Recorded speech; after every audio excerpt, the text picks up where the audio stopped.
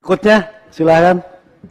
Ini terakhir untuk sore, nanti kita skor sampai jam 19.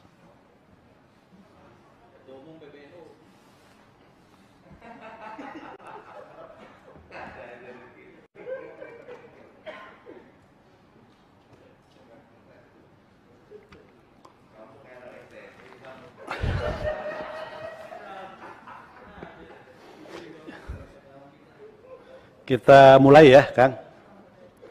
Saya akan menanyakan dulu ini terkait soal surat pernyataan. Nama Idam Holik. Tempat dan tanggal lahir Karawang 2 Maret 1977. Pekerjaan atau jabatan anggota KPU Provinsi Jawa Barat. Bertempat tinggal di Jalan Capung. Di Jalan Gapura, Desa Cijengkol, Setu, Kabupaten Bekasi, Jawa Barat. Terima kasih.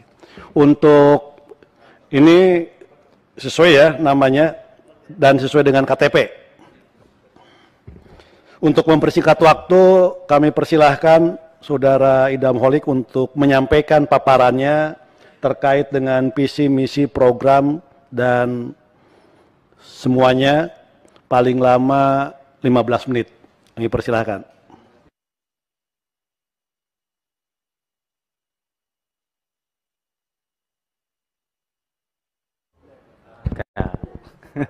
Terima kasih pimpinan, izin saya akan memulai. Bismillahirrahmanirrahim. Assalamualaikum warahmatullahi wabarakatuh. Salam sejahtera. Om Swastiastu, Namo Buddhaya, Sampurasun. Terima kasih. Yang saya hormati kepada pimpinan beserta anggota Komisi 2 DPR RI yang baik berada di ruang sidang maupun berada di Zoom, yang saya hormati dan saya banggakan. Baiklah, karena waktu yang sangat singkat, izin saya akan memulai. Seperti apa yang surat saya terima dari pimpinan Komisi 2 DPR RI, bahwa saya akan menyampaikan tentang visi misi pencalonan saya. Dalam pencalonan saya sebagai calon anggota KPU Republik Indonesia periode 2022-2027, saya ingin menjadikan KPU sebagai lembaga penyelenggara pemilu atau pemilihan serentak yang berintegritas dan profesional dengan basis inovasi dan inklusivitas elektoral. Next slide. Oleh karena itu, untuk mewujudkan visi saya merumuskan visi dari nomor 1 sampai dengan nomor 6, ini dalam kerangka bagaimana mewujudkan dynamic electoral governance. Ini merujuk pada konsep reformasi birokrasi yang merujuk pada peraturan Presiden nomor 81 tahun 2010, di mana KPU sebagai penyelenggara pemilu mampu melaksanakan tata kelola penyelenggaraan pemilu dan pemilihan serentak secara nasional yang bersih, yang efektif, yang efisien, yang akuntabel, yang berintegritas dalam rangka mewujudkan KPU sebagai lembaga yang memberikan pelayanan prima. Pelayanan prima baik kepada pemilih, baik kepada peserta pemilu maupun kepada stakeholder pemilu maupun pemilihan. Oleh karena itu saya merumuskan visi dari nomor 1 sampai dengan nomor 6. Next slide. Dalam rangka mewujudkan atau melaksanakan visi misi tersebut, hal yang terpenting perlu sampaikan dalam forum ini adalah saya akan melaksanakan tugas, kewenangan, dan kewajiban sebagaimana yang diamanahkan oleh undang-undang kepada KPU sebagai penyelenggara pemilu. Oleh karena itu, saya akan berjanji akan mewujudkan KPU sebagai penyelenggara pemilu yang tidak super body. Kami akan melaksanakan apa yang menjadi kewenangan, tugas, dan kewajiban kami yang termaktub dalam undang-undang pemilu. Oleh karena itu, dalam rangka melaksanakan tugas dan kewenangan dan kewajiban ini, nanti hal yang terpenting bagi kami adalah bagaimana mampu menyusun peraturan-peraturan KPU yang sekiranya peraturan-peraturan tersebut tidak banyak direvisi. Karena semakin banyak peraturan-peraturan KPU yang direvisi, maka itu artinya ada masalah dalam penyusunan regulasi itu sendiri. Oleh karena itu, dalam menyusun regulasi teknis atau peraturan KPU, kami atau saya akan melibatkan civil society dalam proses legal drafting, dan tentunya juga nanti akan berkonsultasi kepada DPR RI selaku pembuat undang-undang pemilu maupun pemilihan. Ya. Dan selain itu juga, selain kami akan merumuskan peraturan-peraturan yang tepat ya sesuai dengan prinsip-prinsip demokrasi, saya juga akan membentuk SDM yang berkualitas, yang profesional serta berintegritas, karena peraturan-peraturan yang sudah baik dibentuk nanti kalau SDM-nya tidak baik, maka itu juga akan menjadi lemah. Jadi setelah peraturan kita bentuk, kita akan fokus pada pembinaan SDM di KPU seluruh Indonesia. Next slide. Ini ada beberapa irisan tahapan penyelenggaraan pemilu dan pemilihan. Ini perlu saya tampilkan di sini, tapi tidak akan saya jelaskan satu persatu karena waktu saya sangat singkat. Next slide. Next slide. Next slide. Agar irisan-irisan tahapan ini dapat berjalan dengan efektif, efisien, sesuai dengan prinsip-prinsip penyelenggaraan pemilu dan pemilihan, maka hal yang terpenting harus saya sampaikan di forum ini, saya akan tidak membatasi masa 2 periode badan ad hoc. Karena dalam regulasi penyelenggaraan pemilu maupun pemilihan itu tidak ada batasan tentang badan ad hoc. Kenapa demikian? Karena undang-undang yang digunakan dalam penyelenggaraan pemilu dan pemilihan itu tidak berubah, yaitu menggunakan undang-undang yang terbit di tahun 2015 untuk undang-undang pemilihan yang terakhir diperbarui tahun 2020, dan begitu juga untuk undang-undang penyelenggaraan pemilu, yaitu undang-undang yang diterbitkan pada tahun 2017. Jadi kami membutuhkan penyelenggara pemilu yang memiliki pengalaman yang cukup, karena penyelenggaraan pemilu dan pemilihan kemarin itu banyak sempat didiskusikan di ruang-ruang publik dan kesimpulannya sangat kompleks. Saya membutuhkan penyelenggara badan ad hoc yang memiliki pengalaman. Tentu saja tidak sekedar pengalaman, tetapi juga memiliki integritas yang kuat ya. Jadi saya akan tidak ada pembatasan badan ad hoc 2 periode dalam rangka efektivitas waktu, karena sebentar lagi tahapan akan dimulai, jadi tidak mungkin kita akan melakukan pelatihan yang terlalu lama. Sehingga kami akan merekrut kembali mereka-mereka yang memenuhi kualifikasi sesuai dengan peraturan perundang-undangan. Selain itu juga nanti, agar penyelenggaraan pemilihan ini juga efektif, saya akan mengusulkan badan ad hoc untuk pemilu dan pemilihan yang berbeda, agar mereka dapat fokus terhadap pekerjaan yang diamanahkan oleh undang-undang dalam bentuk tahapan penyelenggaraan pemilu dan pemilihan. Next slide. Selanjutnya berkaitan dengan proses pemutakhiran data pemilih, saya akan menekankan pada basis IT atau teknologi informasi. Selama ini penggunaan IT terjadi pada level PPK, tapi nanti ke depan saya akan berupaya mendesain sebuah sistem informasi yang langsung aplikatif dan bisa digunakan oleh para petugas pemutakhiran data pemilih maupun PPDP. Jadi akan berupaya proses pemutakhiran daftar pemilih ini paperless. Ini kita akan upayakan basisnya semua IT. Walaupun memang kita sadar daerah seluruh Indonesia belum seluruhnya terkoneksi oleh jaringan internet. Tapi ini merupakan satu komitmen saya untuk menerapkan IT sebagai basis dari penyelenggaraan pemilu dan pemilihan. Karena internetisasi dalam penyelenggaraan pemilu dan pemilihan sudah tidak bisa dihindari lagi. Karena ini akan berdampak tidak sekedar pada persoalan transparansi, tapi juga berdampak pada persoalan efisiensi dan efektivitas pembiayaan. Next slide. Ini berkaitan dengan kampanye pemilu serentak 2024 yang dipersingkat. Saya setuju karena kita ketahui hari ini kita masih dalam kondisi pandemi dan tidak ada yang bisa memastikan kapan pandemi ini akan berakhir. Selain itu juga pengalaman di 2019 yang lalu ya, ada polarisasi yang sangat tajam pada saat pelaksanaan kampanye pemilu 2019 yang lalu, sehingga saya menganggap atau berpendapat bahwa masa kampanye yang singkat ini juga menjadi sarana untuk mencegah terjadinya polarisasi masyarakat yang tajam seperti yang terjadi di 2019 akibat politik pasca kebenaran. Yang selanjutnya juga masa kampanye yang panjang ini juga tidak efektif ya, sehingga memperpendek masa kampanye ini saya pikir dapat menjadi sarana mengefektifkan proses komunikasi politik para kontestan pemilu. Nah, selain hal tersebut ada beberapa faktor yang perlu kita perhatikan secara bersama. Di sini saya sudah merumuskan setidaknya ada 4 faktor. Yang pertama, proses produksi, distribusi, dan pengemasan logistik yang khususnya yang berbasiskan pada kandidasi. Yang kedua, masa penyelesaian sengketa proses pemilu.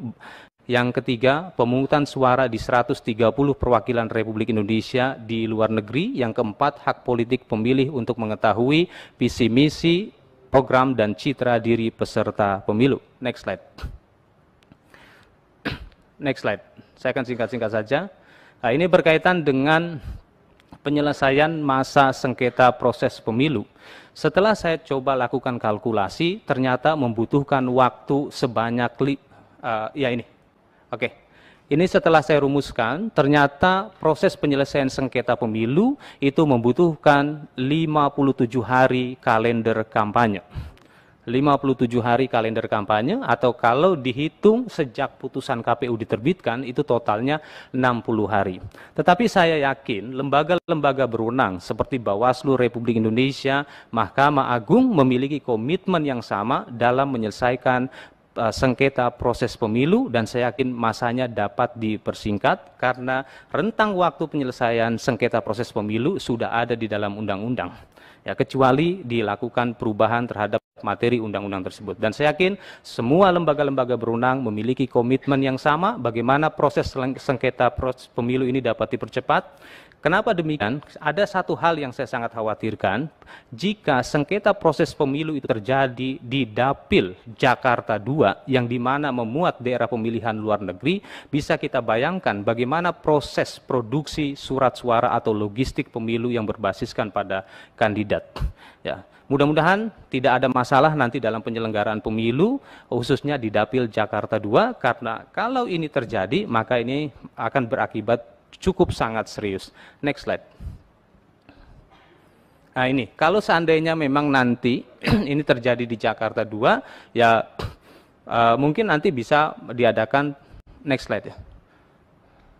Nah, diadakan pemungutan suara lanjutan, ya.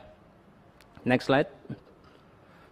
Selanjutnya berkaitan dengan badan ad hoc yang ramai sampai saat ini dibicarakan, bagaimana KPU yang baru atau periode selanjutnya ini dapat menyelesaikan atau melakukan kebijakan-kebijakan yang sifatnya inovatif terhadap permasalahan badan ad hoc ini. Setelah saya melakukan kajian baik terhadap data publikasi riset yang dilakukan oleh Universitas Gadjah Mada maupun Kementerian Kesehatan, ternyata pada umumnya mereka yang wafat pada saat penyelenggaraan pemilu itu di rentang usia 46 tahun ke atas, dan ternyata di sini ada 14 jenis penyakit, ya, dan mudah-mudahan nanti ke depan dengan kerjasama kami dengan Departemen Kesehatan serta Dinas Kesehatan di seluruh Indonesia, kita dapat mengantisipasi hal-hal yang tidak diinginkan.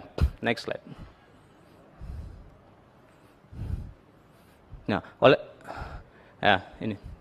oleh karena itu, nanti saya akan mengusulkan masa jabatan badan ad hoc itu usianya 17 sampai dengan 45 tahun. Temuan Satgas Penanganan COVID-19, ya, ini pada umumnya angka kematian tertinggi pada bulan Juni sampai dengan bulan Juli 2021 usianya adalah 46 tahun ke atas. Ini selaras dengan temuan data yang dipublikasi oleh Universitas Gadjah Mada. Pada saat penyelenggaraan pemilihan serentak kemarin tahun 2020, masa badan ad hoc usianya 20 sampai dengan 50 tahun. Saya mengusulkan jika nanti terpilih 17 sampai dengan 45 tahun, dan saya akan koordinasi dengan Kementerian Pendidikan, apalagi hari ini Kementerian Pendidikan Nasional mengusung konsep kampus merdeka dan belajar merdeka. Kita akan lakukan kolaborasi, ya, tentunya selain dengan lembaga Kementerian Pendidikan, kita juga akan melakukan kolaborasi dengan organisasi kemasyarakatan independen dalam rangka memastikan ada keterlibatan atau partisipasi yang seluas-luasnya dalam proses rekrutmen badan ad hoc. Next slide. Ini usulan saya, ya, mulai dari pemeriksaan menyeluruh terhadap badan ad hoc, ya, sampai pada digitalisasi dokumen salinan perolehan hasil penghitungan suara di TPS bisa menggunakan aplikasi Sirekap ataupun aplikasi PDF, karena kita ketahui pada tahun 2019 yang lalu rata-rata paling cepat proses penghitungan selesai di jam 12 malam. Next slide. Selanjutnya berkaitan dengan isu efisiensi anggaran. Pada kesempatan ini, setelah saya lakukan kajian terhadap undang-undang pemilu maupun undang-undang pemilihan, serta yang terpenting amanah dari putusan Mahkamah Konstitusi, ternyata efisiensi tidak bisa dipisahkan dengan efektivitas. Itu ibarat dua sisi mata uang. Dan kita ketahui kenaikan anggaran pemilu ada satu faktor yang tidak bisa dikendalikan oleh penyelenggara itu sendiri adalah persoalan inflasi. Tentunya pada kesempatan ini saya tidak bicara tentang persoalan inflasi, saya bicara beberapa poin yang bisa menjadi perhatian kami sebagai penyelenggara dan bagaimana kami bisa menyelesaikan problem ini. Yang pertama, persoalan peningkatan jumlah populasi pemilih di TPS. Ya. Tentunya dari tahun ke tahun, dari pemilu ke pemilu, kenaikan jumlah populasi pemilih sudah dipastikan ada. Oleh karena itu, saya ingin coba menampilkan bagaimana menyelesaikan permasalahan ini. Next slide. Ini data, saya coba melakukan analisis komparatif terhadap pemilu serentak 2019. Di tahun 2019, jumlah pemilih ini 190,1 juta. Dengan jumlah TPS aktual atau TPS yang sebenarnya 809.563, atau kalau kita tarik dari rata-rata ideal, ternyata TPS terisi hanya 78,55% dari 300 pemilih per TPS. Oleh karena itu pada kesempatan ini saya coba ingin melakukan simulasi. Saya nanti akan mengusulkan ada penambahan 50 pemilih per TPS. Jika dengan asumsi ada kenaikan 5% sampai dengan 10%, maka jumlah pemilihnya masih di bawah rata-rata pemilih, jumlah TPS-nya masih di bawah rata-rata TPS aktual pada pemilu 2019 dengan kenaikan 50 pemilih per TPS, dan saya juga sudah coba lakukan simulasi di atas kertas tentang waktu proses penghitungan suara kapan selesai. Next slide. Next slide. Next slide. Next slide. Yang selanjutnya berkaitan dengan tantangan sosialisasi. Ini persoalan invalid vote. Ya. Persoalan invalid vote ini menjadi isu yang cukup strategis sehingga pada akhirnya hari ini ada yang namanya penyederhanaan surat suara. Ya. Pada kesempatan ini saya coba ingin menampilkan, ternyata pada dasarnya invalid vote ini tidak sekedar pada persoalan kerumitan dari sistem ataupun kerumitan atau banyaknya teks di dalam surat suara, ini ada bukti pada pemilu DPD Republik Indonesia. DPD ini surat suaranya mirip dengan Pilpres, cuma dia memang agak lebih besar, ternyata surat invalid vote-nya itu sampai dengan 19%, dan kasus kami di Jawa Barat itu 21%. Akhirnya saya coba menyimpulkan, ini ada problem pada persoalan ketertarikan pemilih terhadap kandidat. Nah, jadi tidak semata-mata pada persoalan kerumitan di surat suara. Dan nanti jika saya terpilih, saya akan memaksimalisasi proses sosialisasi dan pendidikan pemilih, tentunya dengan basis inovasi dan kreativitas, sehingga dapat menjangkau ke seluruh pemilih yang diprediksi lebih dari 200 juta, baik di dalam negeri, baik di dalam maupun di luar negeri. Next slide. Ini yang selanjutnya berkaitan dengan isu inklusivitas elektoral. Ini merupakan satu kewajiban, apalagi Indonesia sudah membuat atau mengesahkan undang-undang tentang disabilitas. Saya komitmen untuk melakukan atau mewujudkan pemilu yang inklusif. Saya sudah merumuskan program 1 sampai dengan 9. Sampai saya akan mendorong bagaimana rekan-rekan pers yang saya yakin memiliki komitmen yang sama, ini akan menerapkan jurnalistik akses. Next slide. Berkaitan dengan representasi perempuan di DPR, ini ada data dari pemilu 1955 sampai dengan 2019, ternyata Indonesia masih memiliki tantangan tentang affirmative action. Di pemilu kemarin 20,85%, saya berkomitmen bagaimana dapat meningkatkan literasi kesetaraan politik dan pentingnya keterwakilan perempuan di dalam lembaga legislatif. Kita akan memaksimalkan ini, dan dalam kegiatan sosialisasi dan pendidikan pemilih tentang pentingnya keterwakilan perempuan tidak hanya kepada perempuan tetapi juga kepada laki-laki. Next slide. Yang selanjutnya berkaitan dengan proses penghitungan perolehan suara yang kemarin banyak mengakibatkan korban berjatuhan, ratusan korban dan ribuan yang kena penyakit. Saya mengusulkan proses penghitungan suara itu dibagi menjadi 2 panel.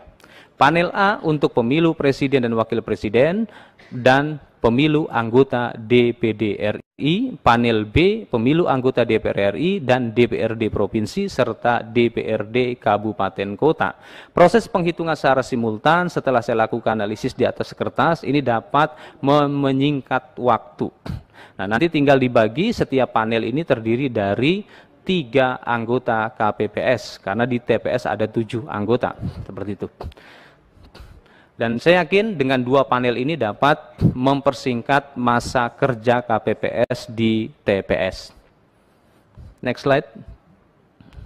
Yang selanjutnya berkaitan dengan penggunaan teknologi informasi dalam proses penghitungan suara serta berkaitan dengan tujuan publikasi dan transparansi atau pemenuhan informasi publik, saya akan tetap menggunakan Sirekap. Cuma Sirekap yang akan saya gunakan ini ada 2 jenis, ada Sirekap yang berbasiskan pada capturing method dan ada Sirekap yang berbasiskan pada scanning method. Karena kita ketahui surat suara di TPS banyak sekali, jadi untuk penggunaan Sirekap yang ada di TPS itu hanya diperuntukkan untuk pemilu presiden dan pemilu DPD RI. Sedangkan untuk pemilu legislatif DPR dan DPRD ini akan menggunakan metode scanning Sirekapnya atau dilakukan di kantor KPU seperti yang dilakukan pada pemilu 2019 dengan nama situng. Karena kalau Sirekap dilakukan untuk pemilu legislatif itu dilakukan di TPS, ini akan membutuhkan waktu yang cukup lama dan juga membutuhkan piranti-piranti yang cukup banyak karena kemarin Sirekap menggunakan OMR, Optical Mark Recognition. Kedepan mungkin saya akan coba mempertimbangkan tentang 7 segment untuk mengefektifkan penggunaan Sirekap. Next slide. Itu saja yang bisa saya sampaikan karena waktunya singkat dan mudah-mudahan apa yang saya sampaikan ini dapat diterima dengan baik. Terima kasih. Terima kasih Saudara Idam Holik. Bapak Ibu sekalian, sudah kita dengar bersama-sama terkait dengan pemaparan visi, misi, dan program dari Saudara Idam Holik, kelak nanti terpilih menjadi komisioner KPU. Untuk itu, kami akan mempersilahkan pada Bapak Ibu sekalian untuk memberikan pendalaman, pertanyaan, dan lain sebagainya. Saya mulai dari fraksi PDIP. Ini, Pak Junimat nih. Ya, terima kasih. Pak Junimat ya. Nggak apa-apa kan? Kan masih ada 2 lagi nanti. Iya. Makasih pimpinan. Pak Junimat. Hatur nuhun pimpinan.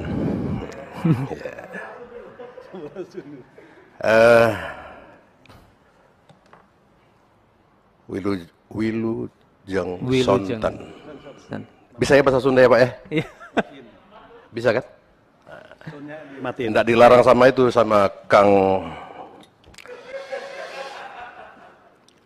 Mardani. Ya. Pak Idam Holik, Anda masih muda, ya. Kalau kami mendengar pemaparan dan program cukup inovatif, ya, pembinaan SDM segala macam. Yang pertama, yang kedua, insya Allah Anda kalau terpilih tidak menganut 3 sifat ini: dendam kekuasaan, dendam kemiskinan, terkejut badan. Kenapa demikian? Terkejut badan. Ya kan? Kalau bahasa Pak Gaus, takajui badan. Ya kan? Nah, kenapa saya katakan demikian? Ketika seseorang sudah berkuasa, maka dia tidak siap dengan kekuasaan, dia akan otoriter. Ini sudah pernah dilakukan oleh, saya terus terang, ketua KPU sebelumnya. KPU yang membuat istilah silon, sipol, tapi mereka melanggar sipol silok itu. Tahu ya artinya ya? Ya, sipol silon. Kenapa demikian? Seorang calon kepala daerah bisa mendapatkan satu partai bisa mengeluarkan 2 surat untuk calon kepala daerah. Dan itu diamini oleh ketua KPU yang sekarang, tapi yang menjabat sebelumnya, bukan Pak Ilham. Pak Doli tahulah siapa itu. Iya kan? Ini perlu kami sampaikan kepada Pak Idam Holik supaya tidak mengulangi kekonyolan ini, Pak. Saya yakin Anda mampu, masih muda, sudah pernah, dan sampai sekarang mungkin masih di KPU. Kan begitu. Nah, pertanyaan saya cuma satu, Pak. Dari sekian program yang Anda tadi ajukan itu, apakah pernah terpikir tentang anggarannya? Cukup bagus tadi, Pak. Tapi anggarannya bagaimana? Saya suka bicara, KPU ini bekerja ya berbasis anggaran atau anggaran berbasis kinerja. Nah, bagaimana seandainya kalau anggaran tidak cukup untuk mendukung program dari Idam Holik? Itu saja. Kalau nanti sudah jadi, insya Allah ya kita ketemu, Pak.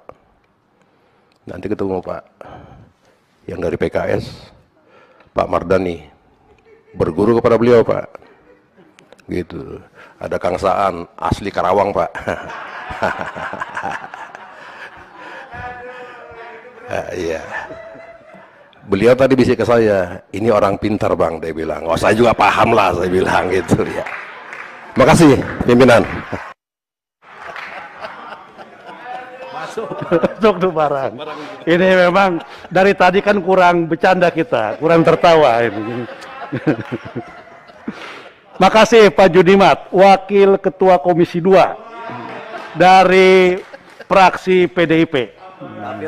Dapil Sumut 3. Jadi, harus kuliah di Bandung, di Parahyangan. Bisa diulang lagi dapilnya itu, Ketua? Dapilnya Sumut 3. Oh ya, biar jelas maksudnya itu. Jadi Sumut 3 ada Prapat. Jadi dihafalin nanti itu daerah-daerahnya. Berikutnya kami persilahkan dari Golkar. Pak Ketua, siapa yang mau diperintahkan? Oh, Pak John. Jadi harus tanya dulu. Silakan Pak John Kennedy Ajis. Terima kasih Ketua. Pak Sekjen barangkali. Bismillahirrahmanirrahim. Assalamualaikum warahmatullahi wabarakatuh. Atas seizin Ketua dan pimpinan saya ada di sini, Pak Sekjen. Saya sependapat dengan, nama saya John Kennedy Aziz, Pak. Wilujeng Sumping. Tadi Wilujeng Sonten, sanes abdi Wilujeng Sumping. Saya sependapat dengan pimpinan Komisi 2 tadi, Pak Junimar. Anda memang pintar sepertinya. Tadi Anda menyampaikan bahwa sampai sekarang masih selaku anggota KPU di Provinsi Jawa Barat. Sebagai anggota KPU di Jawa Barat, tentu Anda sebagai termasuk salah satu ujung tombak di daerah dalam melaksanakan pemilu. Sebagai ujung tombak, tentu Anda melaksanakan peraturan KPU, PKPU. Yang pertanyaan saya adalah, bagaimana Anda melihat PKPU tersebut yang sudah ada? Baik dalam sisi penyusunannya, maupun dari sisi pembahasannya, maupun dari sisi pelaksanaannya. Nah, kalau Anda nanti terpilih sebagai sebagai anggota komisioner KPU, bagaimana Anda menyusun PKPU ini? Yang kedua, bahwa banyak sekali yang tersandung masalah hukum di KPK dan kebanyakan adalah pimpinan daerah. Pimpinan daerah ini tersandung karena korupsi. Mereka korupsi mungkin, tanda kutip, ya, karena biaya pemilu yang sangat-sangat tinggi. Secara manusiawi mereka akan berpikir bagaimana uang saya yang telah keluar. Itu akibat mungkin karena ikut pemilu dengan biaya yang tinggi. Kalau Anda terpilih sebagai anggota atau sebagai komisioner KPU, bagaimana Anda mengurangi biaya pemilu yang sangat tinggi ini, sehingga setidak-tidaknya bisa mengurangi pimpinan daerah tersandung dengan masalah hukum. Yang ketiga adalah dalam pemilu tahun 2019 kita menyisakan kenangan-kenangan yang kurang baik. Baik dari sisi penanganan logistik pemilu, maupun penanganan data pemilih, maupun beban kerja KPPS yang sangat berat sehingga banyak memunculkan atau menimbulkan korban jiwa yang sangat banyak, anggota-anggota KPPS yang meninggal dunia. Nah, kalau Anda terpilih sebagai anggota komisioner KPU, bagaimana Anda menghilangkan trauma atau kenangan yang kurang baik di 2019 tersebut? Terakhir, ini yang paling penting menurut pendapat saya. Kalau Anda terpilih, bagaimana Anda membina hubungan dengan komisi ini yang telah mungkin menetapkan Anda sebagai calon komisioner KPU. Terima kasih pimpinan. Wabillahi taufiq wal hidayah. Assalamualaikum warahmatullahi wabarakatuh. Terima kasih Pak John Kennedy Ajis. Ini disaksikan oleh Sekjen DPP juga sama Wakil Ketua Pemilu DPP. Berat itu. Oh, dapilnya Sumatera Barat 2. Berikutnya kami persilahkan dari Gerindra. Siapa yang ditugaskan? Pak Pras. Yang ditugaskan, Pak. Oh, Kang Sodik, silahkan. Terima kasih pimpinan. Assalamualaikum warahmatullahi wabarakatuh. Saudara, saya Sodik Mujahid, Jabar 1, Kota Bandung, Kota Cimahi. Itu apa sebabnya, Pak? Saya yang ditugaskan, Pak, oleh Pak Kapoksi. Saudara, kemarin punya pengalaman yang luar biasa menyelenggarakan pemilu, ya, pilkada di sebuah provinsi yang pemilihnya terbesar, TPS-nya paling banyak, dan tentu dinamikanya luar biasa.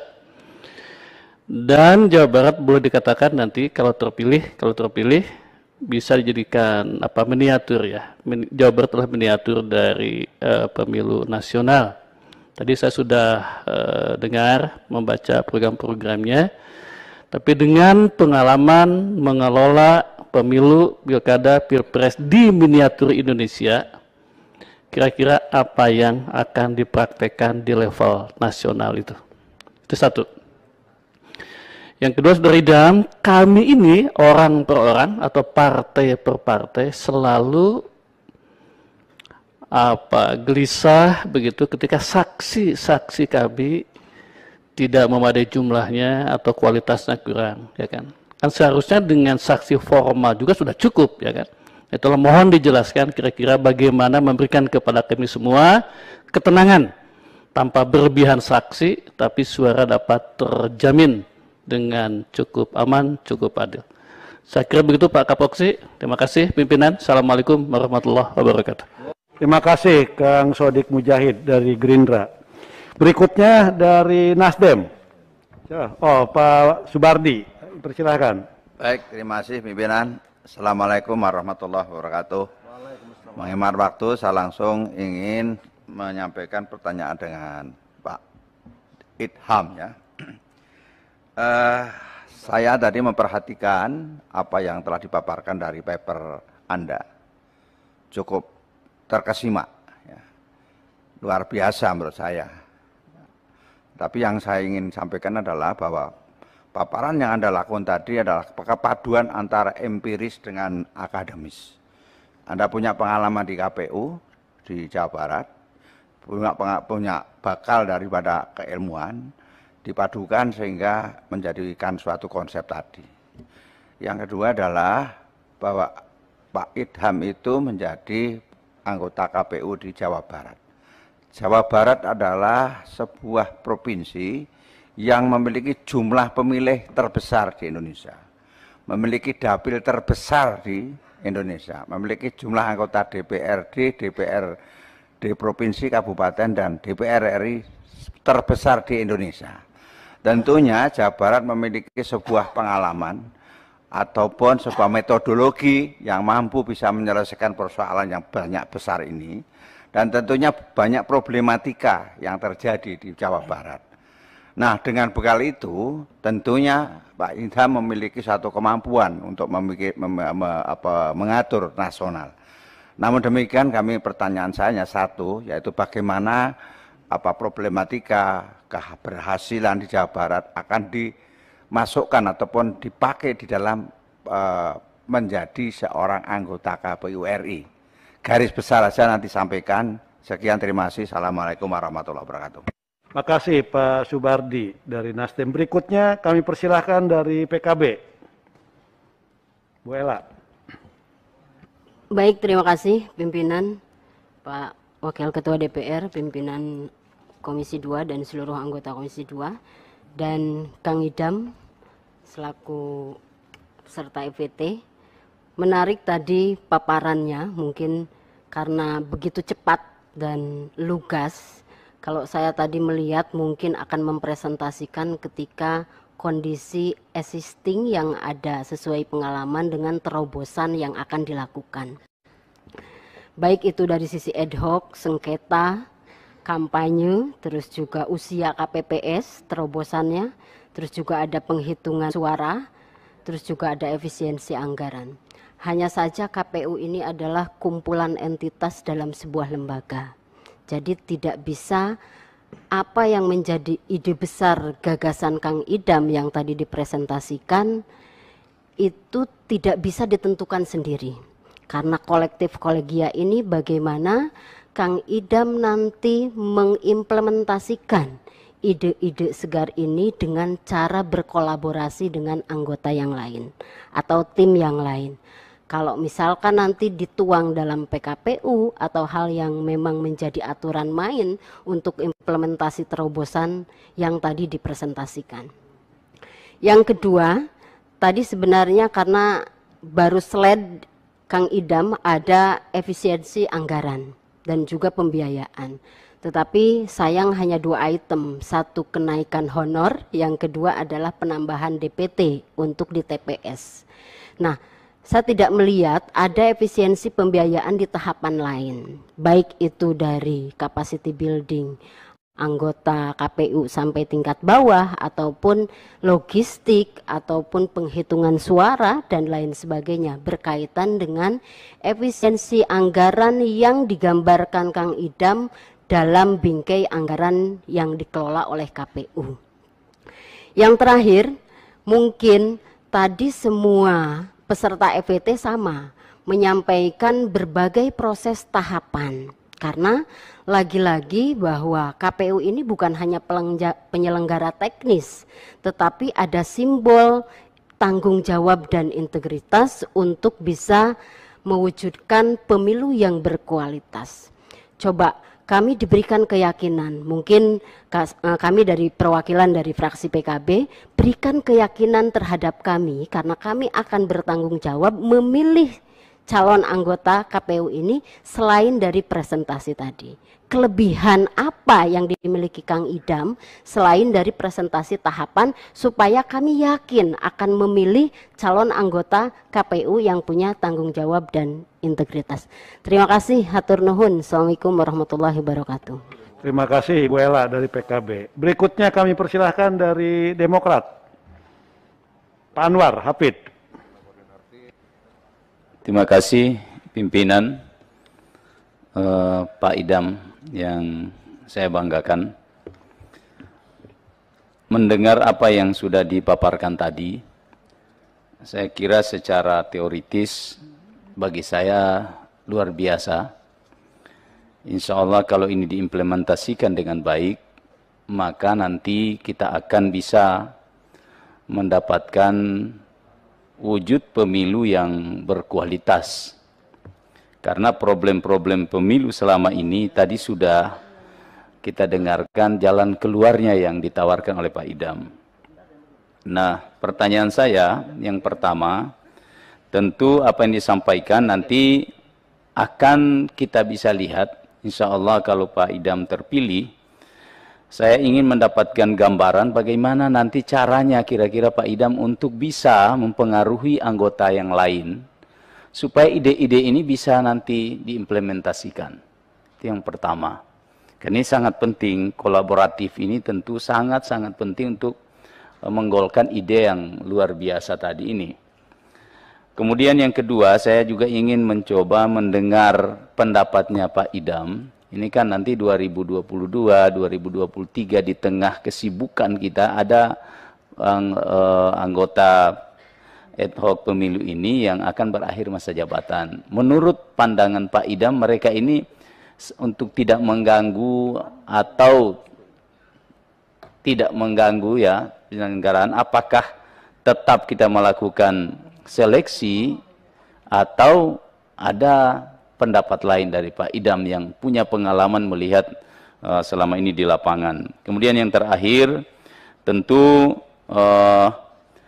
anggota KPU yang akan terpilih nanti, kita berharap bahwa komitmen, komitmen ini kan dalam arti yang luas. Ya. Komitmen kita pertama tentu terhadap anggota Komisi 2 ya, yang menjadi partner mitra. Jadi komitmen ini jangan disalah artikan bahwa komitmen dalam arti negatif. Komitmen kami bahwa komitmen kita bersama hari ini, misalnya kami mendengar paparan ini, kemudian kami memilih nanti, maka apa yang sudah Pak Idam presentasikan ini harus benar-benar komitmen akan dilaksanakan kalau terpilih. Itu yang pertama. Yang kedua, komitmen soal keadilan yang tadi disampaikan.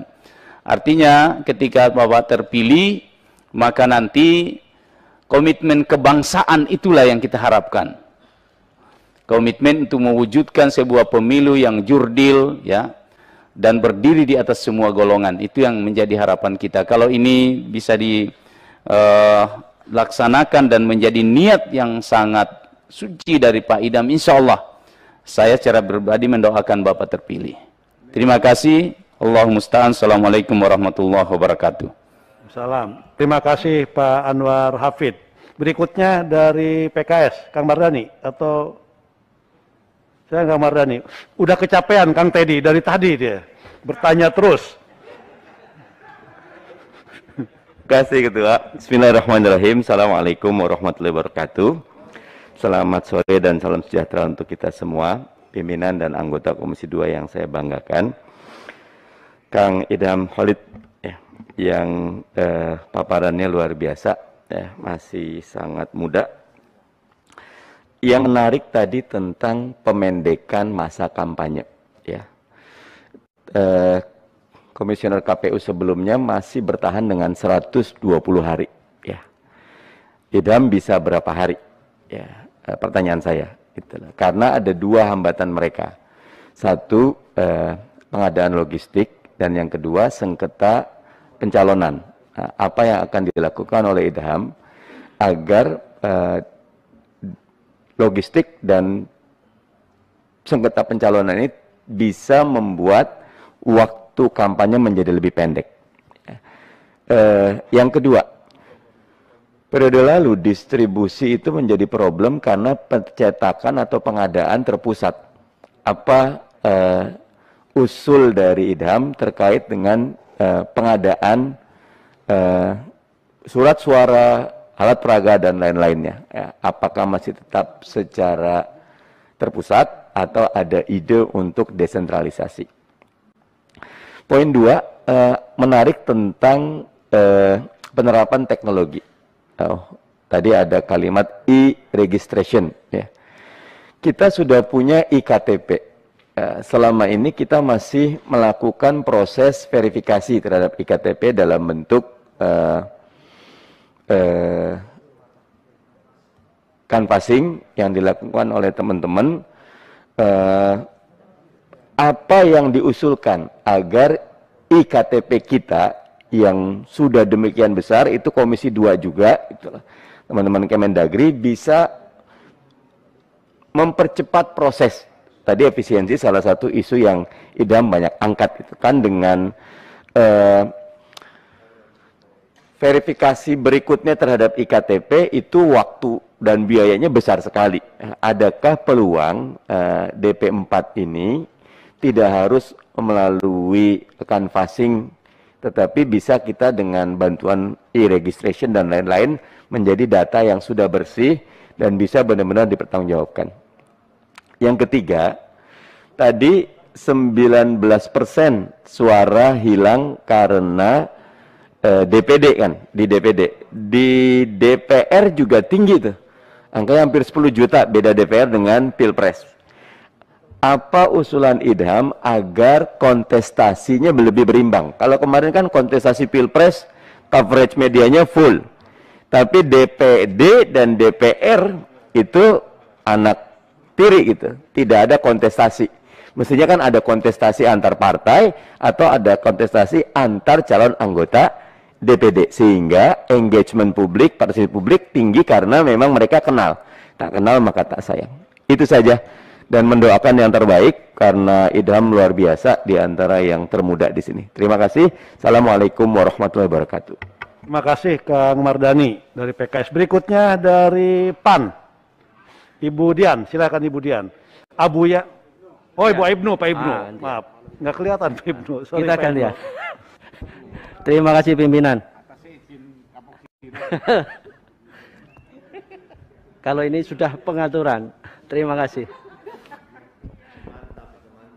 Pimpinan Komisi 2 beserta seluruh anggota Komisi 2 yang saya hormati, Kang Idham yang sejak tadi menyimak kita semuanya, saya kira menunggu sejak tadi pagi. Sudah banyak yang sudah disampaikan oleh kawan-kawan dari fraksi lain. Ada dua hal saja dari kami. Yang pertama, ini pertanyaan, jawabannya mudah, ya atau tidak. Menurut Mas Idham atau Kang Idham, apakah sistem pemilu kita saat ini itu sudah on the track dalam pembangunan demokrasi kita atau belum? Ya. Jadi apa yang sudah kita lakukan selama ini sejak habis reformasi sampai dengan saat ini, apakah itu sudah on the track atau belum dalam pembangunan demokrasi kita? Artinya sesuai dengan yang Kang Idham bayangkan. Ya. Itu yang pertama. Yang kedua, kita selalu worry ya, terhadap kemampuan SDM kita yang sangat beragam, ya, dari Sabang sampai Merauke ini, dari atas sampai bawah, itu sering terjadi, ya, pemahaman yang berbeda terhadap aturan-aturan yang ada. Nah, pertanyaan saya, terobosan apa yang akan dilakukan nanti jika Kang Idham itu terpilih menjadi anggota KPU, agar kiranya kemampuan dari para aparatus penyelenggara pemilu ini dari atas sampai bawah itu bisa menjamin terselenggaranya pemilu, di mana tentunya yang paling utama pemahaman yang sama terhadap peraturan yang ada, kemudian juga caranya itu bisa menjamin terlaksananya pemilu dengan sebaik-baiknya. Sehingga meminimalkan persoalan-persoalan yang sebenarnya tidak perlu timbul, ya. Saya kira banyak sekali persoalan itu. Nah, yang ketiga, saya ingin Mas Idham menyebutkan satu hal. Masalah apa yang paling krusial dari hasil pemilu 2019 yang harus diselesaikan paling utama. Saya kira itu saja. Terima kasih Pak Saan. Assalamualaikum warahmatullahi wabarakatuh. Makasih Pak Ibnu dari PAN. Berikutnya dari P3. Pak Samsurijal bisa pindah duduknya? Baik Pak, sebentar nanti Apa, kalau Pak, sudah apa kita langsung. Pak Samsurijal nggak ada yang lain, jadi nggak bisa mendelegasikan. Duduk. Baik pimpinan DPR RI yang kami hormati dan pimpinan Komisi 2 yang kami banggakan dan saudara Idham Kholik yang berbahagia. Presentasi Anda memang sangat menarik sekali dan ini menggambarkan bagaimana pemilu ke depan sepertinya bisa terwujud dengan baik kalau itu memang teraplikasi dengan baik dan semua bisa diterapkan. Namun persoalannya kita masih juga mengacu kepada hal-hal yang lalu. Nah, ingin kami sampaikan satu case yang berkaitan dengan peraturan yang mengatur tentang penyelenggaraan kampanye. Kampanye kita sangat complicated kalau menurut saya, karena banyak hal yang akan dikampanyekan oleh para partai, para calon, dan lain sebagainya. Di antaranya ada pertemuan terbatas, ada kampanye tatap muka, ada kampanye dengan alat peraga, ada kampanye terbuka, ada lagi kampanye dengan media online pada bagian akhir dari masa kampanye yang 120 hari atau yang 90 hari tersebut. Peraturan-peraturan yang sudah yang mengatur tentang penyelenggaraan kampanye, kami melihatnya masih banyak porsi-porsi pelanggaran-pelanggaran kampanye yang belum mendapat tanggapan yang optimal dari peraturan perundangan yang ada maupun kalau menurut kami yang terjadi di lapangan. Barangkali saudara Idham yang bertugas di KPU Provinsi Jawa Barat yang tadi dikatakan oleh rekan kita bahwa ini adalah provinsi yang paling terbesar suaranya, paling terbanyak kursinya, paling terluas wilayahnya, banyak dan terbanyak pemilihnya. Barangkali Anda mengetahui itu. Kami mengatakan bahwa porsi penyelesaian tabrakan-tabrakan di kampanye yang banyak jenis itu belum tertata dengan baik. Kami ingin mendapat pandangan saudara Idham bagaimana hal itu bisa dibenahi ke depan. Karena kondisi itu akan menjadi complicated dan menjadi parah lagi karena kita akan berhadapan juga dengan penyelenggaraan pilkada pada 27 November 2024 itu. Jadi itu yang ingin kami mintakan penjelasan dari saudara Idham Kholik. Yang kedua, terakhir kami ingin sampaikan, mohon diberikan penjelasan berkenaan tadi saya sudah amati, rasanya belum tercover dari apa yang sudah diungkapkan, yakni tentang dana kampanye. Ke depan baru akan diterapkan SIDAKAM, ya, Sistem Informasi Dana Kampanye. Tapi yang kami ketahui dari yang apa saudara expose itu belum tersebut itu. Bagaimana kita bisa memantau baik memantau dengan dana kampanye yang akan diterima oleh orang per orang dan bagaimana itu bisa dilakukan, karena ini juga menunjukkan menjadi bagian daripada evaluasi kualitas penyelenggaraan pemilu kita. Kalau ada pihak-pihak yang tertentu menerima dana kampanye yang terlalu besar, samping di sisi lain pihak yang lain tidak menerima dana apa-apa, sehingga tidak terjadi keadilan. Jadi yang namanya juga demokratisasi yang ingin kita wujudkan juga belum muncul secara baik. Barangkali ini yang kami mintakan pendapat saudara Idham. Kira-kira saudara bisa memandang bagaimana langkah ke depan bisa setidak-tidaknya kita melakukan kontrol terhadap dana kampanye yang masuk kepada satu orang atau itu dilakukan secara berlebihan oleh pihak lain. Atau ada pihak-pihak lain yang mungkin sehingga mereka memasukkan dana dan ada kesan kampanye menjadi tidak adil dan penyelenggaraan pemilu kita menjadi tercela. Barangkali dua itu, Bapak Pimpinan, terima kasih. Assalamualaikum warahmatullahi wabarakatuh. Terima kasih Bapak Ibu sekalian. Sudah ada 9 pertanyaan dan dari 9 fraksi. Saya mohon Saudara Idham Kholik untuk menjawab secara singkat, padat, dan jelas karena kita nanti sampai jam 17.30 ya ini.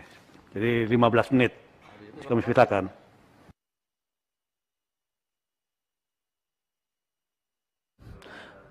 Terima kasih pimpinan. Baik, saya coba akan menjawab sesingkat-singkatnya dan sepadat-padatnya. Saya akan mulai dari pimpinan yang pertama menyampaikan pertanyaan kepada saya terkait dengan 2 SK calon kepala daerah ya, yang pernah terjadi pada kepemimpinan sebelumnya.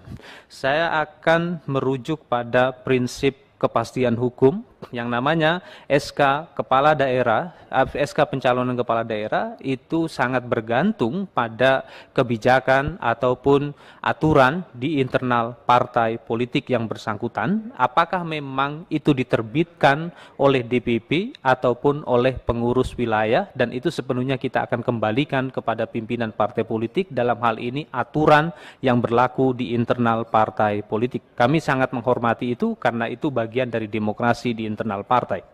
Yang kedua, berkaitan dengan anggaran yang tidak cukup ya, dan terkait dengan pertanyaan ini, pada kesempatan ini saya berdoa dan saya yakin pemerintah Republik Indonesia akan memberikan anggaran yang cukup, tentunya merujuk pada prinsip efektivitas dan efisiensi, tetapi jika hal tersebut tidak terpenuhi, maka kami akan coba melakukan inovasi-inovasi kegiatan. Contohnya pengalaman kami di Jawa Barat ketika pimpinan kami KPU Republik Indonesia memerintahkan untuk melakukan sosialisasi dan pendidikan pemilih berkelanjutan di tengah anggaran yang sangat minim dan bahkan bisa dikatakan zero budget, maka kami melakukan inovasi-inovasi dalam bentuk kegiatan sosialisasi dan pendidikan pemilih berbasiskan media daring atau e-voter education, e-socialization, dan itu kami lakukan di Jawa Barat. Dan mungkin Jawa Barat adalah pelopor kegiatan webinar-webinar di Indonesia. Nah, pada prinsipnya sampai sejauh mana kami harus berpikir kreatif di tengah keterbatasan, dan saya sangat yakin keterbatasan akan menstimulasi kami untuk berpikir kreatif dan inovatif.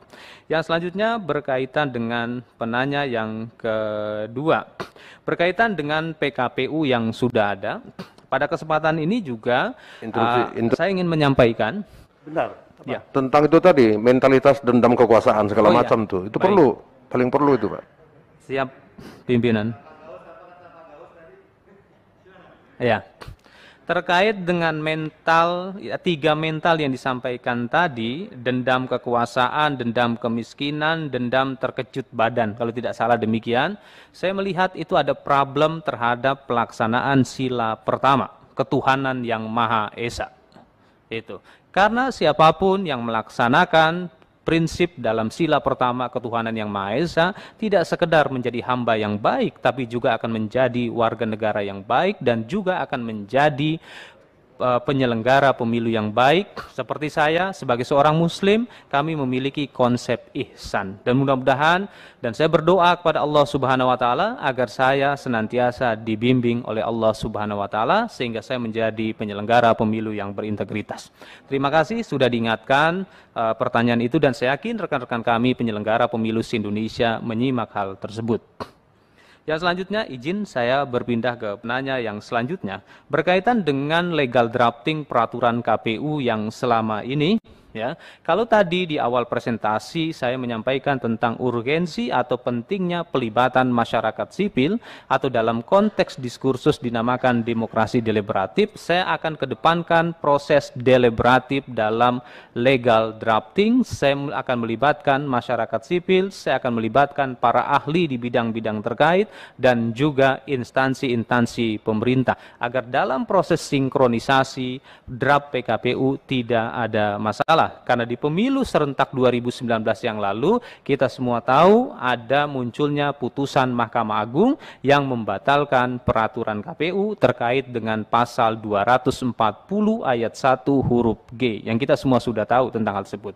Mudah-mudahan ke depan tidak akan terjadi lagi. Prinsipnya adalah keterbukaan dalam proses legal drafting peraturan KPU, dan kami akan mempersiapkan ini jauh-jauh hari, tidak mepet seperti yang tadi sempat disampaikan sampaikan, kenapa peraturan-peraturan KPU itu selalu mepet, tidak sekedar pada proses legislasinya yang sangat cepat, tapi juga pada dalam konteks sosialisasi peraturan tersebut, sehingga wajar kalau tadi ada pertanyaan bagaimana cara meningkatkan literasi atau pemahaman regulasi teknis penyelenggara se-Indonesia. Kan itu memang problemnya karena PKPU yang datang selalu terlambat, dan saya yakin pada kesempatan ini pimpinan Komisi 2, Kapoksi pimpinan 2, Kapoksi Komisi 2 dan Bapak Ibu anggota Komisi 2 memiliki komitmen apabila kami nanti melakukan konsultasi peraturan KPU, kami akan diberikan jalan semudah-mudahnya. Saya yakin itu. Ya. Yang selanjutnya yang berkaitan dengan kasus kepala daerah yang terkena kasus korupsi karena biaya pemilu ataupun biaya pemilihan yang sangat tinggi. Pada kesempatan ini saya ingin membedakan antara dua jenis pembiayaan. Yang pertama ada yang disebut dengan electoral cost, yang kedua political cost. Untuk electoral cost ini melekat pada kami sebagai penyelenggara pemilu, biaya penyelenggaraan pemilu. Tetapi juga ada biaya politik atau political cost, ini erat kaitannya dengan pembiayaan pencalonan atau kandidasi cost. Berkaitan dengan kandidasi cost, tentunya kami tidak memiliki kewenangan untuk mengatur hal tersebut. Kami hanya akan melakukan sosialisasi terkait dengan pembatasan sumbangan dana kampanye, dan saya yakin rekan-rekan Bawaslu juga akan melakukan pengawasan yang ketat terhadap hal tersebut. Nah, problem masyarakat yang permisif terhadap politik uang ini menjadi tantangan kami. Ya, kami harus mampu merubah budaya politik elektoral masyarakat yang selama ini menganggap bahwa politik uang itu adalah hal yang permisif dan bahkan ada yang menganggap itu sebuah tradisi 5 tahunan. Kami akan lakukan transformasi hal tersebut dalam bentuk transformasi mindset pemilih. Nah, kuncinya kami melakukan sosialisasi yang efektif, yang kreatif, sehingga pemilih mampu merubah budaya tentang politik uang tidak sekedar pada persoalan pelanggaran moral, tapi juga merupakan tindak pidana, dan saya akan melakukan komunikasi yang efektif dengan Bawaslu selaku penegak hukum beserta Gakumdu. Dan saya yakin apabila ini ditegakkan, maka mindset pemilih terus juga politik uang dapat ditekan semaksimal mungkin. Yang selanjutnya berkaitan dengan logistik pemilu, surat suara yang terlambat, beban kerja KPS yang pada akhirnya mengakibatkan korban ratusan KPPS yang meninggal. Dalam proses pencetakan logistik itu setidaknya ada 3 hal yang menjadi perhatian saya atau 3 divisi yang saya harus lakukan sinkronisasi manajemen. Yang pertama ini adalah divisi data atau yang menangani data. Yang kedua yang menangani bidang teknis, yang ketiga yang menangani bidang logistik. Ketiga bidang ini harus bekerja seirama dan seefektif mungkin. Jadi sinkronisasi bidang data, sinkronisasi bidang logistik, dan sinkronisasi bidang teknis ini harus dilakukan. Nah, karena kalau ketiga ini tidak berjalan, maka ini dampaknya pada proses sampainya logistik di KPPS, ya, atau sampainya logistik ke PPS yang tentunya nanti akan berdampak pada beban kerja. Terkait dengan beban kerja di KPPS, tadi saya sudah mengusulkan agar proses penghitungan suara di TPS tidak lebih dari jam 12 malam. Saya mengusulkan ada 2 panel penghitungan surat suara, panel A dan panel B.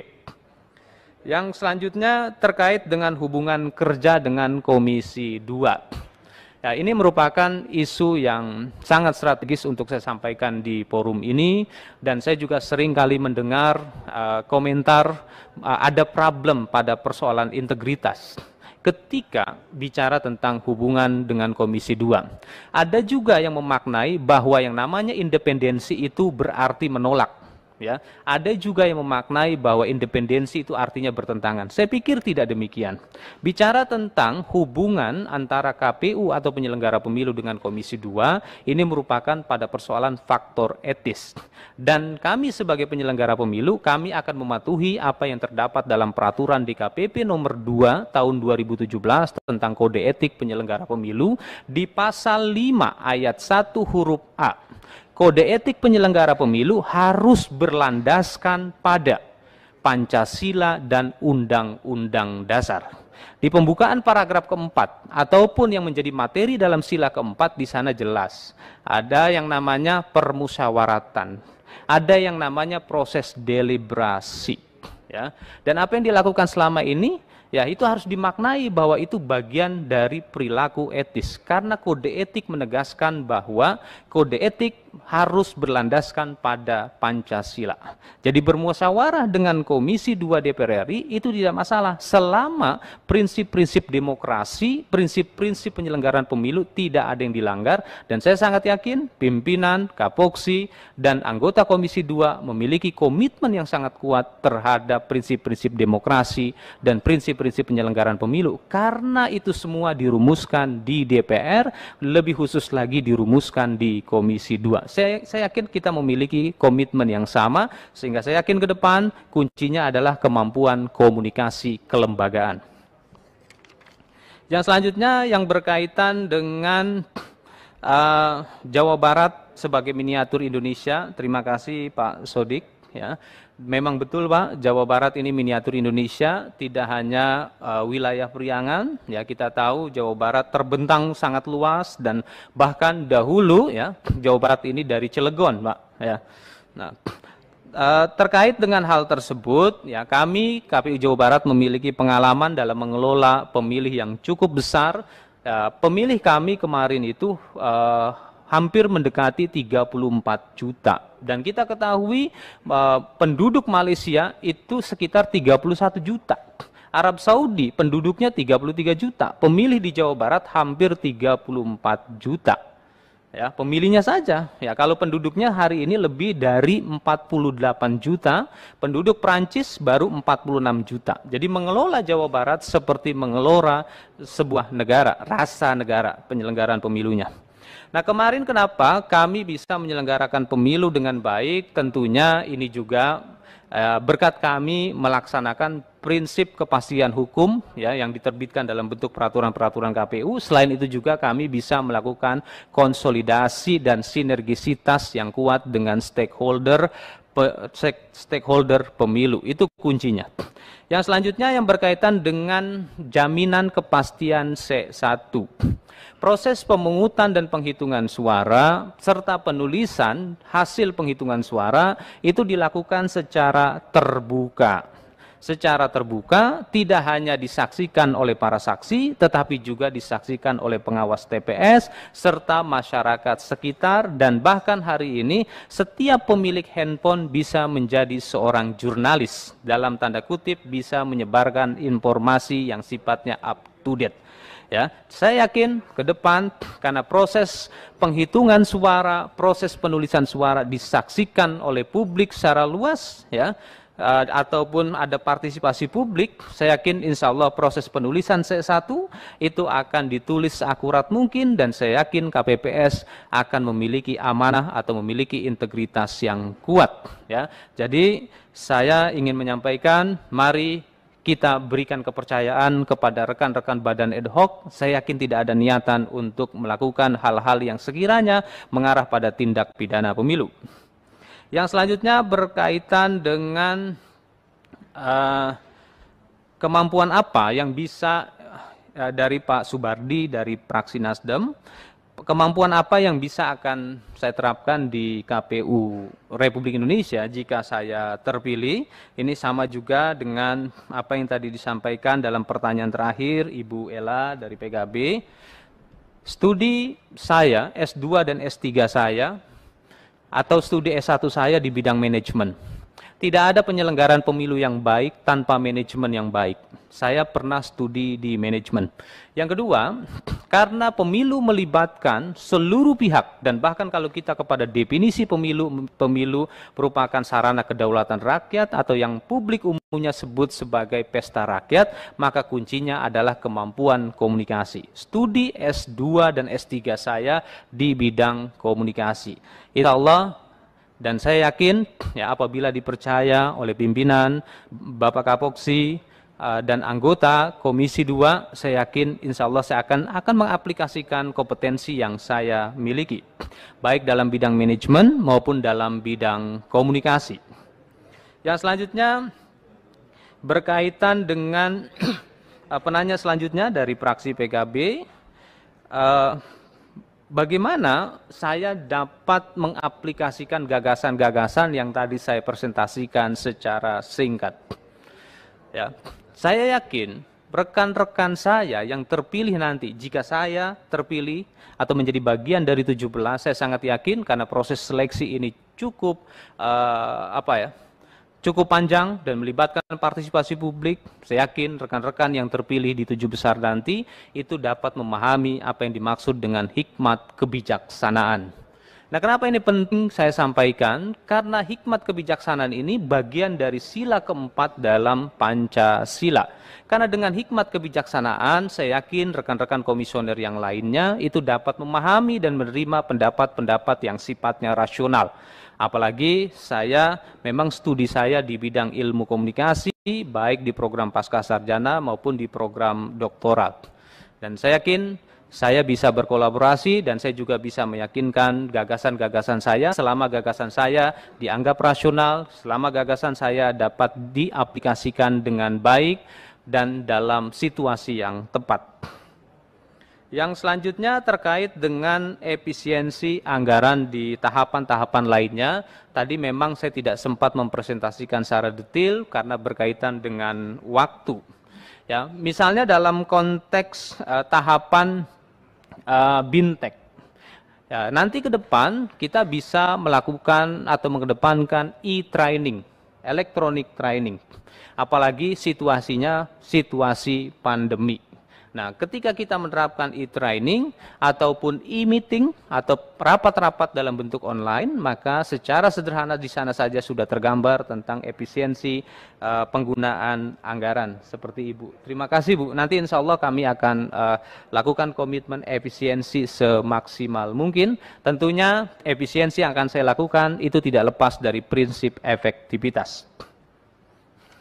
Yang selanjutnya berkaitan dengan seleksi yang saya tangkap tadi ini dari apa yang disampaikan oleh Pak Anwar Hafid dari fraksi Demokrat berkaitan dengan seleksi masa jabatan KPU Provinsi, KPU Kabupaten Kota. Prinsipnya saya akan melaksanakan apa yang menjadi ketentuan dalam peraturan perundang-undangan, misalnya khususnya dalam hal ini pasal 10 ayat 8 dan 9 Undang-Undang Nomor 7 Tahun 2017. Di sana dijelaskan bahwa berakhirnya masa jabatan KPU Provinsi, KPU Kabupaten Kota itu 5 tahun sejak dilantik. Karena kami sebagai KPU RI, jika saya terpilih, kami tidak akan melanggar ketentuan tersebut. Jadi apa yang menjadi ketentuan peraturan perundang-undangan itu kami akan laksanakan. Jika merujuk pada ketentuan tentang tata kerja KPU Kabupaten Kota, KPU Provinsi, apabila nanti memang ada kendala dalam proses seleksi dalam artian ada tahapan yang harus ditangani, ya kebetulan belum terpilih, maka kita bisa menugaskan anggota KPU RI, kita bisa menugaskan anggota KPU Provinsi yang sudah terpilih untuk menangani satu kabupaten kota. Jadi pada dasarnya hal tersebut sudah diatur dalam tata kerja KPU yang hari ini sudah disahkan, Pak. Seperti itu. Saya yakin tidak akan ada masalah karena proses seleksi, proses suksesi di tahun 2019 yang lalu, maksud saya pemilu 2019 yang lalu dapat berjalan dengan lancar. Kalau di tahun dahulu, di pemilu yang dahulu itu banyak gugatan, saya pikir bukan pada persoalan peraturan, tapi ada problem dalam proses seleksinya. Yang nanti kami akan lakukan kajian secara komprehensif dan insya Allah tidak akan terulang lagi persoalan gugatan-gugatan yang dilakukan oleh peserta seleksi. Yang selanjutnya, ini berkaitan dengan komitmen. Apa yang saya presentasikan, insya Allah saya akan sampaikan ke dalam forum rapat pleno, dan mudah-mudahan dan saya yakin rekan-rekan saya dapat memahami ini.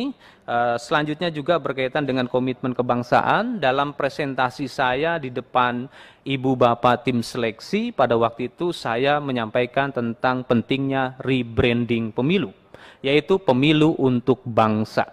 Kenapa? Karena pemilu ini merupakan hajat bersama. Jadi saya menyampaikan tentang branding pemilu untuk bangsa. Jadi apa yang tadi ditekankan oleh Bapak Anwar Hafidz tentang komitmen kebangsaan, insya Allah Pak, dan kami akan menjaga teguh integritas dan profesionalitas kerja. Yang selanjutnya berkaitan dengan masa kampanye, apakah bisa dipersingkat menjadi kurang dari 120 hari? Saya pikir bisa, selama memang proses penanganan sengketa proses pemilunya itu dapat dipersingkat.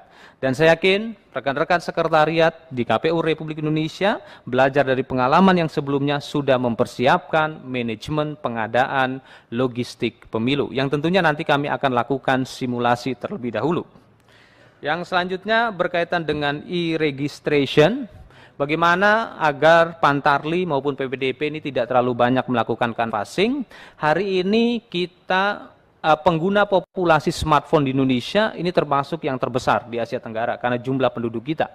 Nah, nanti ke depan ya bisa kita manfaatkan teknologi messenger ataupun teknologi media sosial untuk berkomunikasi dengan pemilih, atau nanti kita bisa mendorong agar pemilih aktif mengecek data pemilihnya. Oleh karena itu nanti kita pastikan aplikasi Sidali itu harus lebih adaptif dan mudah digunakan atau friendly using, seperti itu. Dan saya yakin ini bisa akan berjalan dengan efektif, ya Pak. Kita akan dorong pemilihnya itu aktif, walaupun kita tahu proses pemutahiran daftar pemilih itu menggunakan stem cell pasif, bukan stem cell aktif. Yang selanjutnya berkaitan dengan kontestasi caleg, agar pemilih lebih mengenal peserta pemilu, dalam hal ini calegnya, saya akan mengusulkan tentang satu website tersendiri tentang program-program caleg yang ditawarkan kepada pemilih. Karena pada pemilu serentak 2019 yang lalu, setiap caleg menyampaikan rancangan program-programnya, tapi ternyata itu tidak terpublikasi dengan baik, dan malah NGO yang mempublikasikan tersebut. Kedepan insya Allah saya akan mengusulkan tentang pentingnya website yang sekiranya dapat mempublikasi tidak hanya profil dan citra diri para kontestan, tetapi juga program-programnya, dan saya juga akan mendorong visi misi dan program itu dapat dicetak dalam huruf braille atau dapat disampaikan dalam bahasa disabilitas. Yang selanjutnya berkaitan dengan surat suara tidak sah, ini bisa dipercepat. Ya.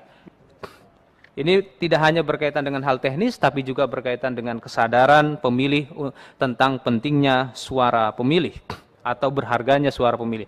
Yang selanjutnya berkaitan dengan apakah sistem pemilu sudah bersesuaian dengan konsep pembangunan nasional. Saya pikir sistem pemilu di Indonesia tidak ada masalah.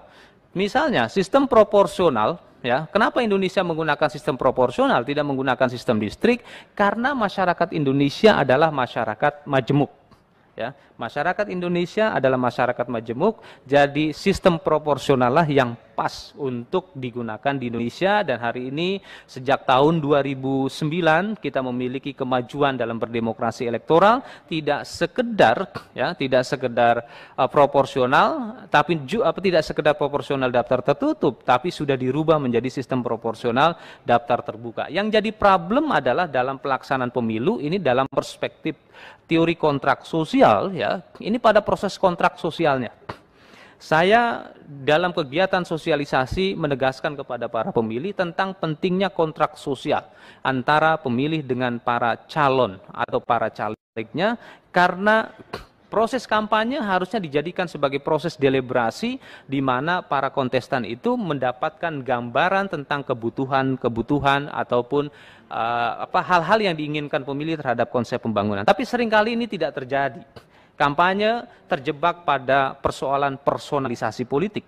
Yang diharapkan sebenarnya kampanye adalah sarana komunikasi politik yang rasional, tetapi ditarik ke wilayah sarana komunikasi politik yang emosional, bicaranya ganteng, cantik, dan lain sebagainya. Itu nanti mungkin kita akan coba lakukan perubahan budaya dan mindset pemilih.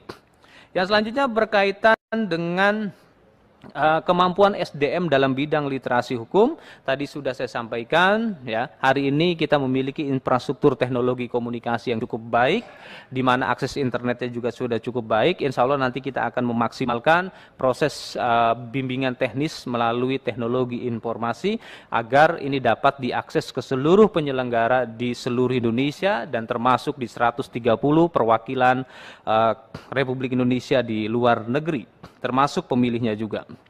Yang selanjutnya, masalah krusial yang harus diselesaikan. Ya, masalah krusial karena pemilu itu adalah sarana kedaulatan rakyat. Bagi saya masalah krusial itu adanya di kampanye. Ke depan saya akan coba mendorong agar pemilih menjadi pemilih yang rasional, yang memahami bahwa masa kampanye adalah masa mereka melakukan kontrak sosial. Yang selanjutnya, saya pindah ke persoalan kompleksitas peraturan kampanye. Ya. Kenapa kampanye itu seringkali dipersepsikan dengan banyaknya pelanggaran?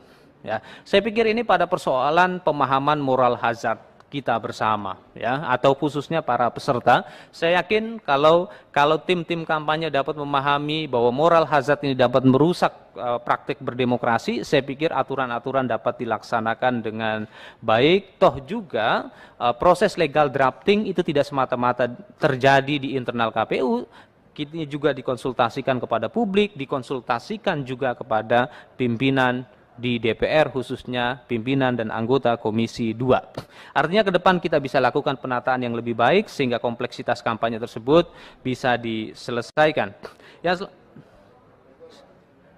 Ya, terima kasih pimpinan. Mohon maaf tidak saya jawab semuanya. Saya minta maaf apabila belum seluruhnya dapat saya jawab. Terima kasih.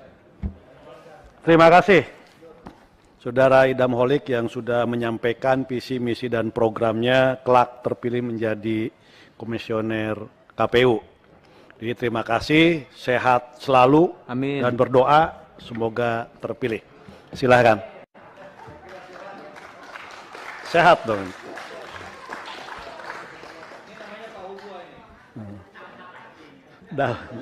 David Sutra. Doanya belum, Ketua? Udah. Sudah ya? Oh, ya. Bapak Ibu sekalian, pimpinan DPR Pak Lodewijk dan Bapak Ibu anggota Komisi 2 DPR RI, kita sudah selesai untuk sesi yang kedua. Kita akan masuk sesi yang ketiga nanti jam 19.30, 19.00. Ya, 19.00. Untuk itu, saya ucapkan terima kasih kepada Bapak Ibu sekalian. Kita skor sampai jam 19.00. Kepada tim sukses nggak diterima kasih juga, Ketua? Tim sukses di atas.